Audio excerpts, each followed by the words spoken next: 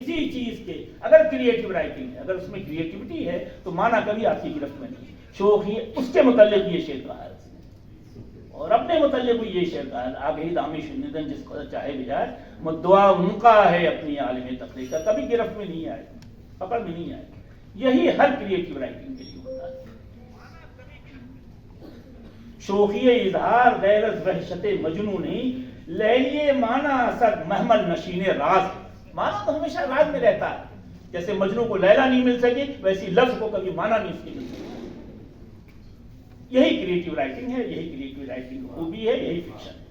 लैलिए इजहार गैरत वहशत शोखिए इजहार गैरत वहशत मजनूनी लैलिए माना असद महमल नशीने राज है। वो तो राज में रहेगा और जब तक आप उसे तलाश करते रहेंगे, जब तक उसके लिए तवज्जो करते रहेंगे, तब तक माना भी कायम है, तब तक लफ्ज भी कायम। द डे यू रीच, जब आपने मंजिल अपनी पा ली तो लफ्ज भी खत्म और उसके माना।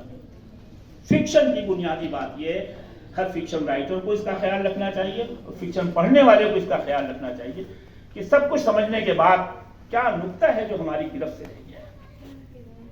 साइब ने देखिए, वो ख्यालबंदी का बहुत बड़ा शायर है, पर्शियन का साइब।